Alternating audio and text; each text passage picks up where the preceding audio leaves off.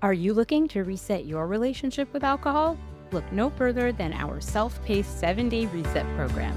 In just 1 week, you'll gain the tools and support you need to kickstart your journey to a healthier, more balanced lifestyle.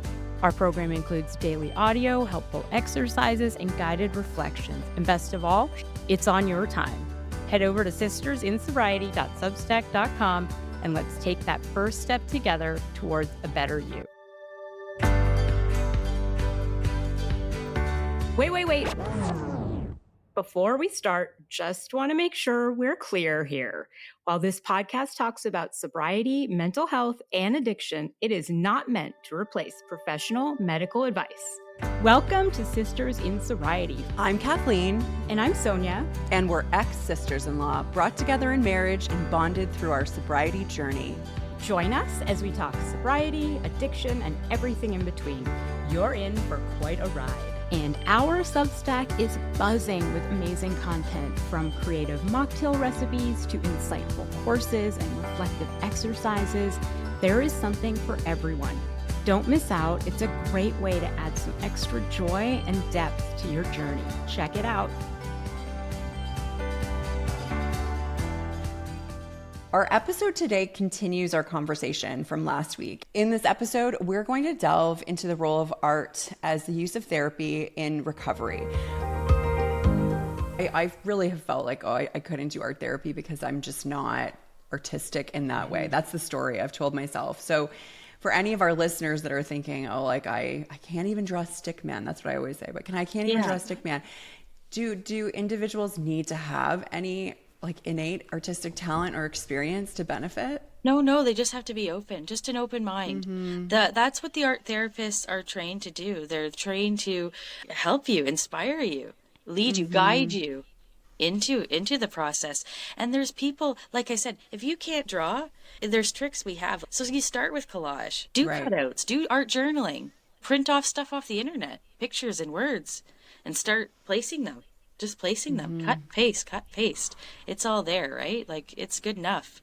And then eventually people you'll see, and that's why if you commit to a couple sessions, they do loosen up. They become less afraid, right? And more open or more confident. And so it just happens. It's just, honestly, it's good for everybody. I'm telling you, I truly believe this. It's good for everybody and anybody for whatever they need it for. Whatever they need it for.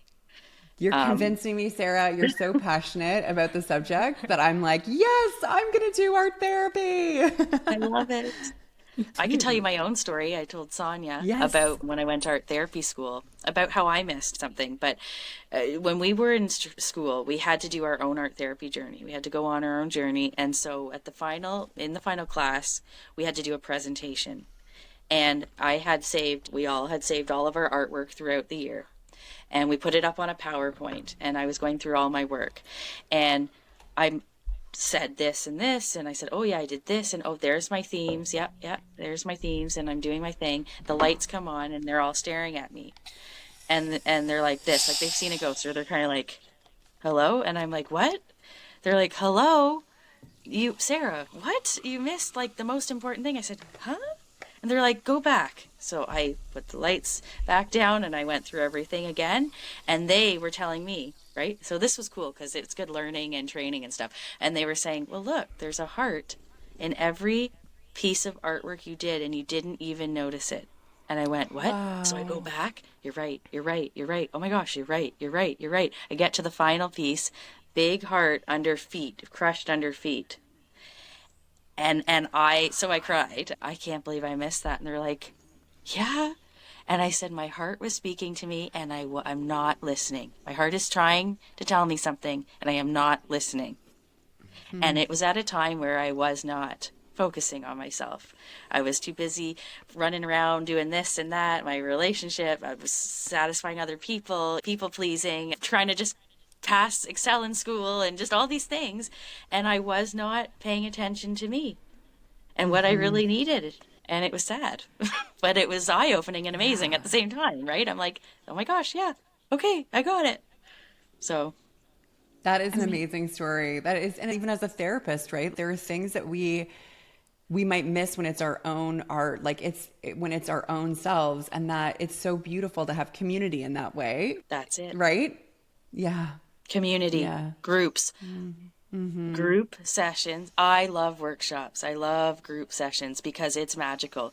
And what I always tell people too is that, let's say somebody joins a group and they're not comfortable, when they feel like, well, I'm not good at art and I don't really know what to start. I'm not really resonating with this. Even just sitting and participating in the group, watching other people, and then what ends up happening is piggybacking. I find that somebody will do something, share something, and it resonates with 2 or 3 other people that needed the message. I always encourage people to share their work, just anything they create. Yeah, I painted this. It means this. I love it. Or I did this. What do you guys think? You feel like you're connected to people. You don't know these people, like strangers, and all of a sudden it's like, I'm comfortable with you. This is amazing. We're all on the same level. It's cool. Yeah.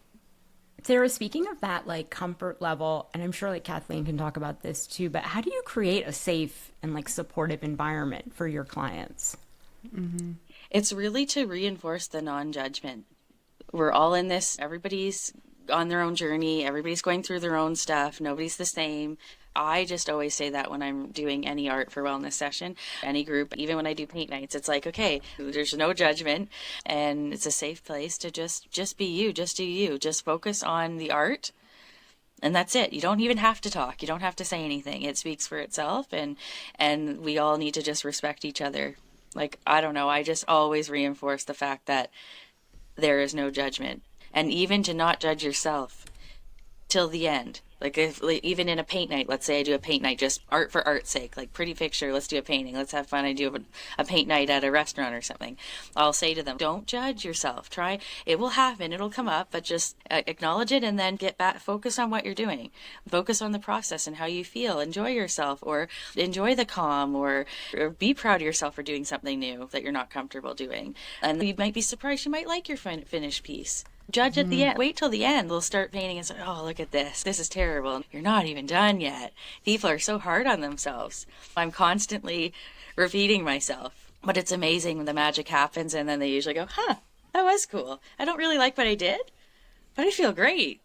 I feel calm, or I feel happy or inspired. It's like, good. Yeah, it's almost like to check in with the feeling at the end, right? It's maybe not but how do you feel at the end? Maybe you're not happy with the piece, but like, how do you feel? Because you might, that's a really good point. I know, Sarah, that you work part-time at a counseling practice, and I'm just wondering, it sounds like art therapy would be really conducive to being used in conjunction with other modalities of therapy. So how can art therapy used with other forms of therapy? So for me specifically, let's say somebody's seeing a psychotherapist for anxiety, right? And that's their issue. They know that's what it is. They're seeing their psychotherapist. Maybe they're on medication. I specifically would be a wellness tool in addition to that. Just something healthy and comfortable and safe. But there's art therapists, right, who practice art therapy that can replace, though. That can be maybe a better fit for some people on the recovery journey and just replace like the talk therapy. Yeah. Right? Yeah. So there's that. Exactly. So it can either be on its own as art therapy, like therapy, or it can be a wellness tool in addition to. It's whatever the person needs, right? And before we started recording, I had said to Sarah, because I'm a couples therapist, I was like, I can totally see how art therapy could be used like at a couples retreat, for example, or I use a lot of mindfulness techniques in my practice, and art therapy lends itself so well to that as well. Yeah. Yeah. And just for recreational, like for the fun piece too, like, it'd be good bonding for the couples. Right? Exactly. Like, I'm actually doing a portrait paint night with my artist at a restaurant, and it's just for fun. But what's going to be cool, it'd be interesting to see how people portray the other person, like it's just neat. It's a learning tool. Yeah, I would love to see how people portray the other person at the beginning of couples therapy, reaction. And then at the end. Probably very differently. Yeah. Sarah, how do you help clients interpret and understand the art they create, kind of like how your group did that for you by finding that theme of the heart. How do you do that for other people? So art therapists are trained to recognize the symbols. Like it's like when you dream, right? It's purging the subconscious. So we just have a way of just seeing things in the work because you're watching the person. I do art while someone else is doing art so they don't feel like they're being watched, but that's why it's so gentle and feels safer and calm, is because the art therapists, they're trained to see how you even put down a material. Like they could come in and say they're fine, but then how come they're holding the pencil like this? And all their lines are dark and thick and gone over so many times. So like you start to read between the lines, like how are they applying the materials and what colors are they drawn to? Why is this person always using black? Is it because it makes them feel safe? And the black's always applied like a border. Oh, so they need the safety, the hug, the safety net, the whatever it is, the crutch. What's the crutch? What's going on? It's just, they're just trained to see this, trained to feel it, see it in everything. The process, the person, the art, like it's just all connected, right? But I got to tell you one other story, and this is not my own. This was told to us at school. One of my teachers at the time was working with a boy that wouldn't speak. And they didn't know why. Like he just stopped talking. And they're like, what is going on? And it developed like out of nowhere. Okay. So long story short, he wouldn't talk. And so he was doing art therapy and he made all these pictures and they lined the pictures up and it looked like an abstract tongue with a fork in it. And so the therapist said to the parents, I don't know what's going on, and this is going to sound crazy, but it looks like an abstract tongue and an abstract fork. And pain, I get like a painful vibe. So it turns out that the child was suffering from past trauma of accidentally stabbing themselves, like eating when they were younger with the fork. And so guess what? When it was brought to the boy's attention, he started to talk again. And he said, yeah.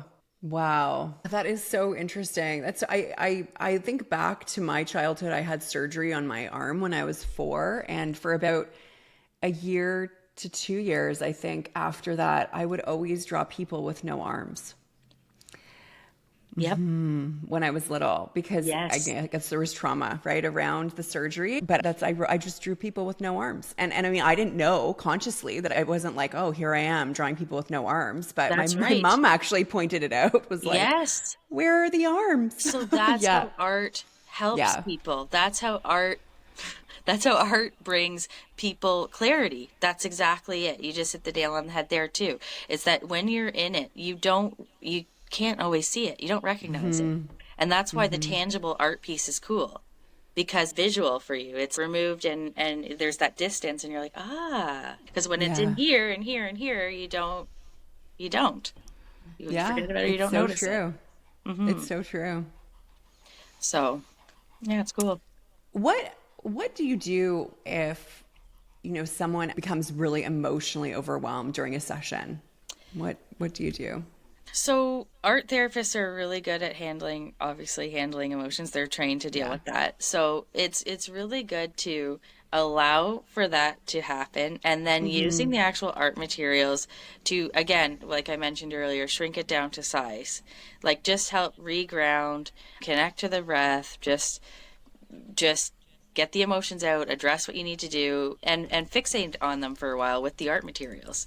Right? Like I'm feeling really sad, can't stop crying. Okay, so cry and then just try a little bit of this. Like, here's a piece of paper. Why don't do you want to do some writing? Maybe you just purge through words, or no, you can't. I don't know where to. Okay, so here's a paintbrush. Just start painting. Just start moving. Sometimes you just have to take something else. It's like that redirection, safe, and then almost hypnotic, repetition. So doing repetitive stuff. So working within a mandala would help to regain the focus and bring you down and small space to focus, like ground you into the space and to help shrink those emotions down to size. Yeah, that's such a thoughtful way to say it. Like what are those emotions, right? Like not suppressing them. We definitely don't want to do that. No, but it's like, how do we get it out? Yeah. Yeah. And then redirect, because they can be so like this. And then, well, you don't want someone driving or leaving later. You have to think about all that, get them just into a better space at moving forward. That's it. This is life, right? Emotions aren't bad.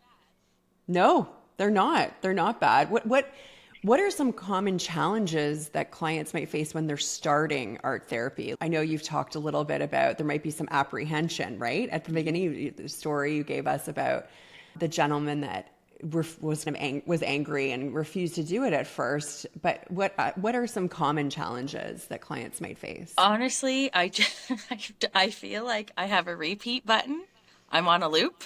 It's Groundhog Day every day for me when it comes to getting people please, just open mind, just try it.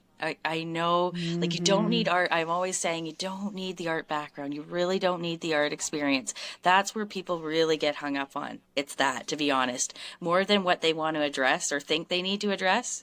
It's not those things. It's the actual hump, getting over the hump of you don't have to be good at art. It is more than child's play. And yes, it might look childlike, but I just say, just give it a chance, because it's about the process and it's about how you can feel. It's that stuff that you get out of it. That's the gold.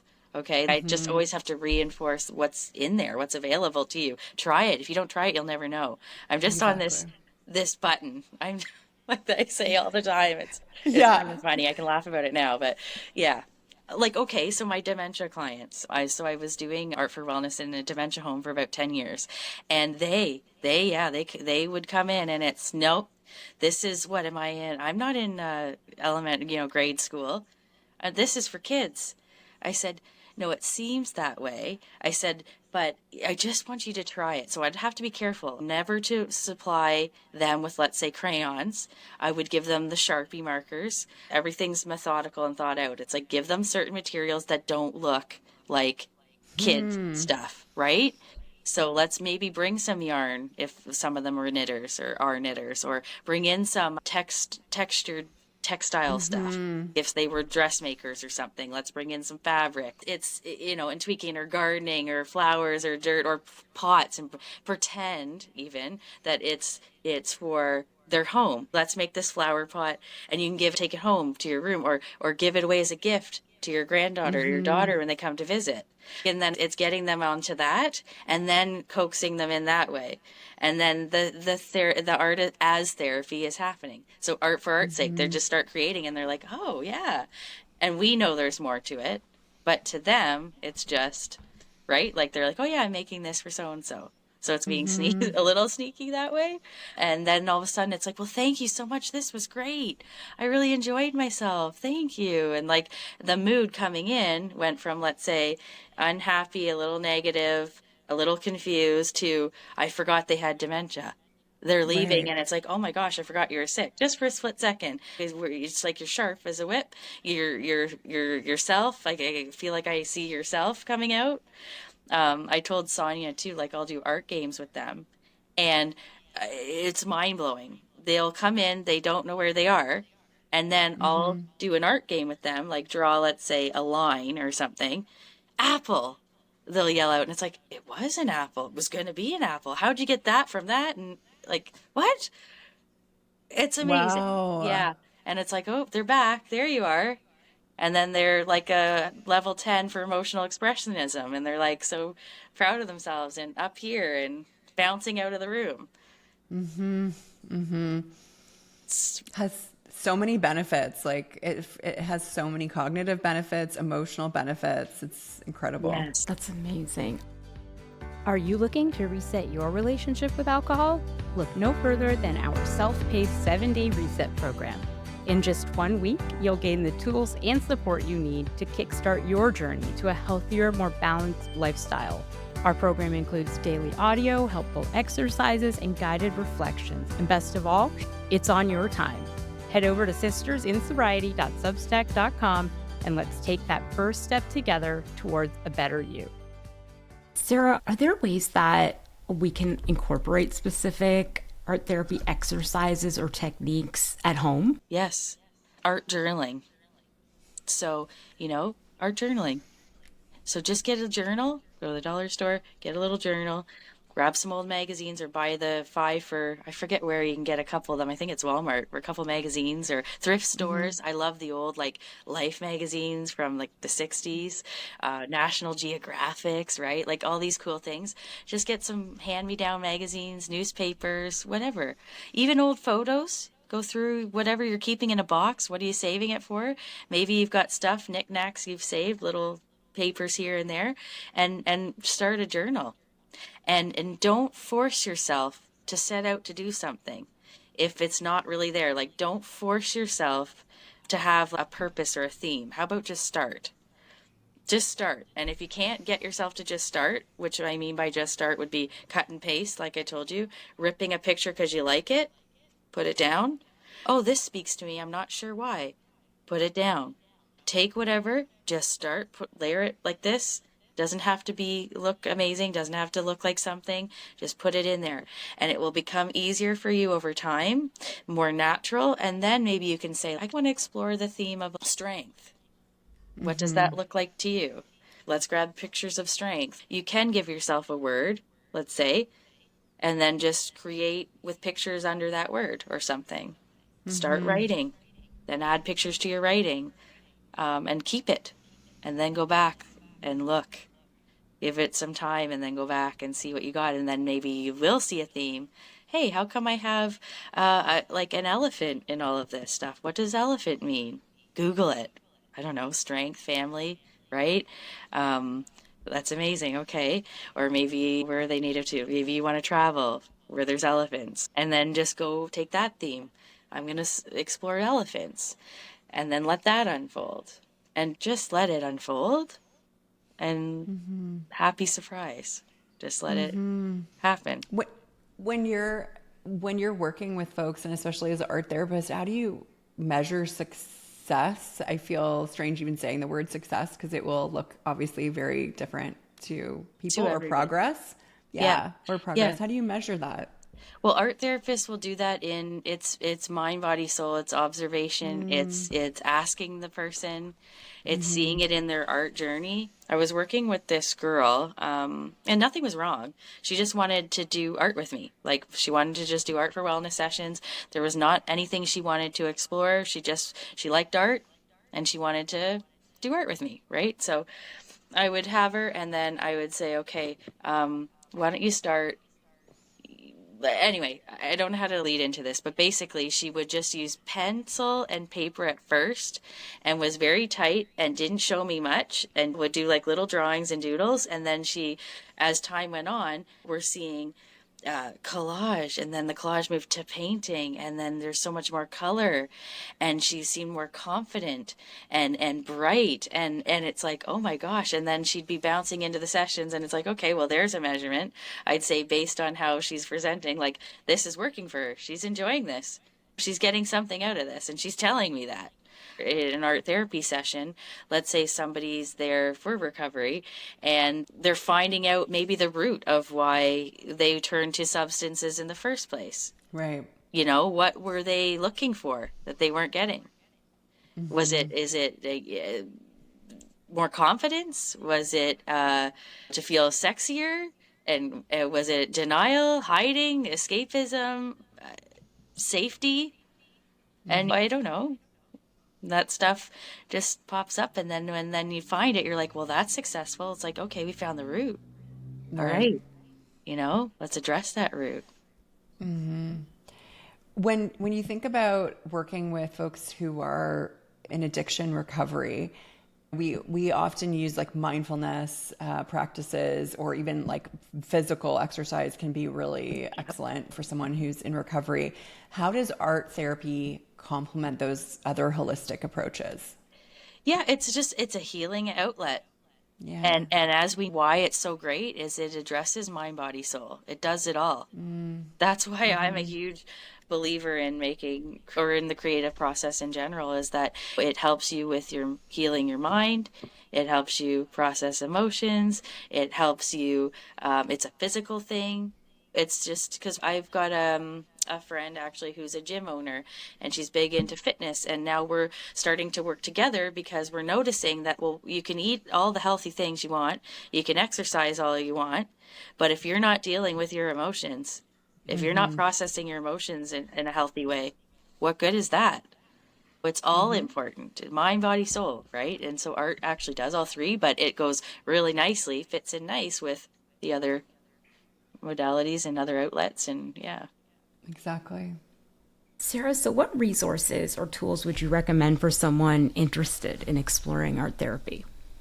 Yep. So finding an art therapist that's suitable to you, like somebody who's maybe more spiritual or who's more, maybe it's incorporating, you start going to a psychotherapist and asking for a referral to an art therapist, doing both, recommend both, and then doing just maybe a lighter recreational sort of art for wellness approach when you get farther down your journey or something, and using that. So you can just search them out. So the Canadian Art Therapy Association website lists all of the art therapists. Art therapists.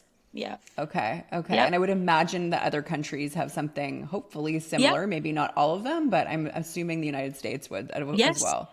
Yes. Yeah. They all have their own. New Zealand, Australia. Yeah. And for like BC, like we also provincial, there's all different. There's the Canadian art therapy, but then there's the Ontario, and then each province too. Okay. So yeah. Just Google.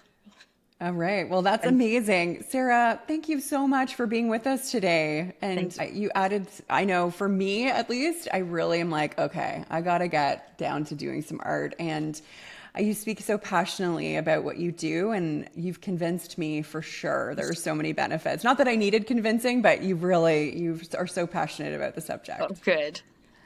I always say if I can inspire one person, I'm happy. Well, you definitely inspired one today, so thank you. And thank you for our listeners. Thank you for listening to Sisters in Sobriety today, and we will see you next week. This was Sisters in Sobriety. Thank you for listening and being with us today. If you want to learn more about sobriety and meet your community, find us at sistersinsobriety.substack.com. Are you a sister in sobriety? Then reach out on social media. We'd love to hear from you. If you're feeling generous, leave us 5 stars and a review and follow us wherever you listen. You'll never miss an episode. Until next time.